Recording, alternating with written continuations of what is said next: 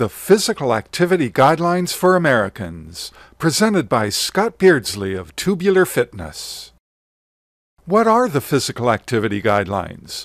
These guidelines come from the 2008 Physical Activity Guidelines for Americans put out by the U.S. Department of Health and Human Services. This article deals with the guidelines for adults, ages 18 to 64. What are the benefits of getting regular physical activity?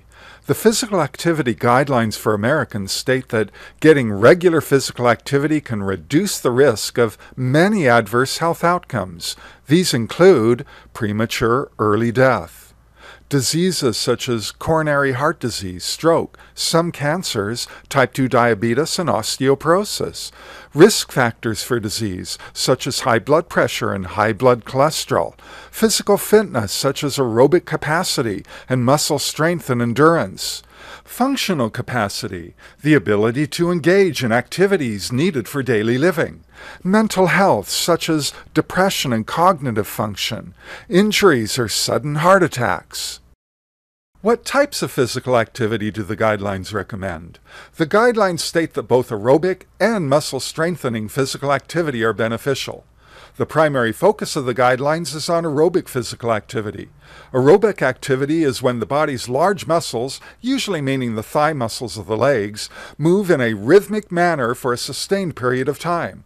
Examples of these types of activities would be brisk walking, running, bicycling, jumping rope, and swimming. Other examples are given later. The guidelines also recommend including muscle-strengthening activities every week. Muscle strengthening activity is when you move parts of your body, such as your arms, legs, or trunk, through ranges of motion against resistance until you cannot do any more movements, called repetitions. Lifting weights or using weight machines, exercising with resistance tubes or bands, and doing movements against the body's own weight, also called calisthenics, would be examples of this type of activity. Flexibility activities are mentioned as being an important part of physical fitness.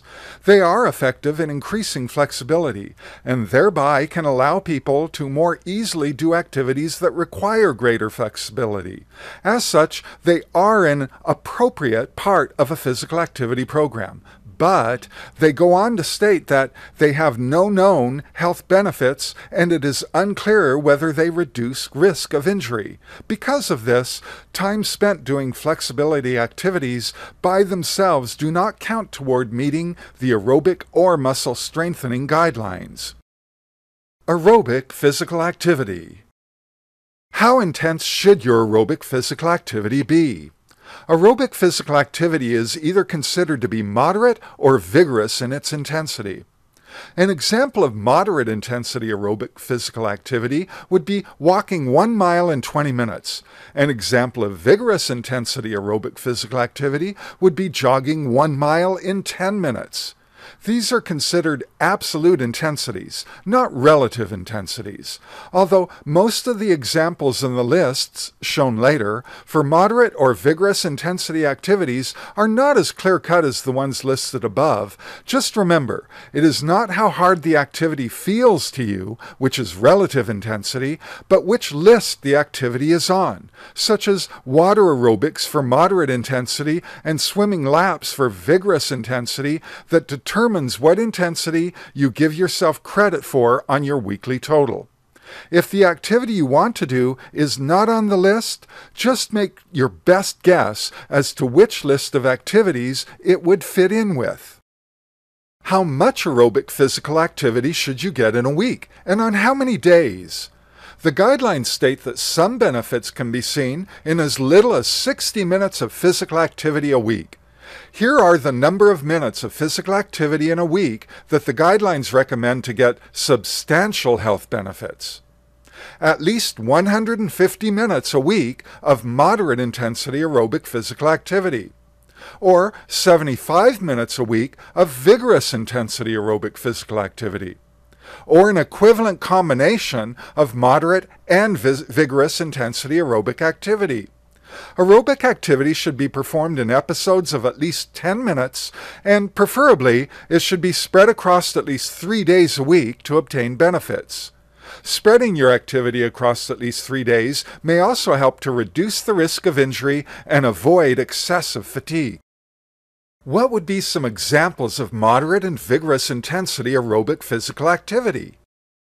Moderate intensity physical activity would be things like walking briskly or hiking at 3 miles per hour, a mile in 20 minutes, or faster, but not race walking, water aerobics, bicycling slower than 10 miles per hour, doubles tennis, ballroom dancing, general gardening like light digging or pushing a lawnmower, canoeing, skateboarding, gentle rollerblading, continuous housework, games that require catching and throwing such as baseball and softball. Vigorous intensity aerobic physical activity would include things such as race walking, jogging or running at 6 miles per hour, which is a mile in 10 minutes or faster, hiking uphill or with a heavy backpack, swimming laps, singles tennis, aerobic dancing or any vigorous dancing, bicycling at 10 miles per hour or faster, jumping rope, heavy gardening, including things like continuous digging or hoeing with an increased heart rate, cross-country skiing, continuous activity in martial arts such as karate, sports such as soccer, ice or field hockey, and basketball, active games involving running or chasing such as flag football. Note that these are just examples. Use them to help you determine the intensity of your favorite exercise. Muscle strengthening activity. Muscle strengthening activities provide additional benefits not found with aerobic activity. The benefits of muscle strengthening activity include increased bone strength and muscular fitness. Muscle strengthening activities can also help maintain muscle mass during a program of weight loss. When doing muscle strengthening activities, you want to do the exercises to a point where you would find it hard to do one more repetition of a particular movement without assistance. There is no specific amount of muscle strengthening activity recommended in the guidelines, but the following general recommendations are given. A set of 8 to 12 repetitions of each exercise is effective, and 2 or 3 sets may be even more effective. Exercises should be done for all major muscle groups: the legs, hips, back, chest, abdomen, shoulders, and arms. Muscle strengthening activities should be done at least 2 days a week.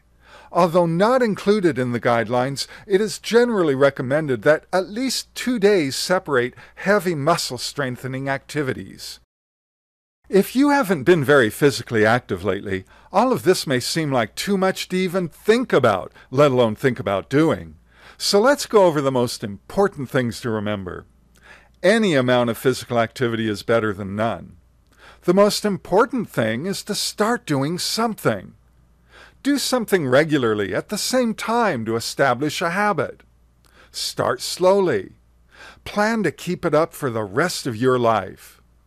Ideas for how to start slowly and build a program that you can do for the rest of your life will be given in future articles here on the Tubular Fitness website.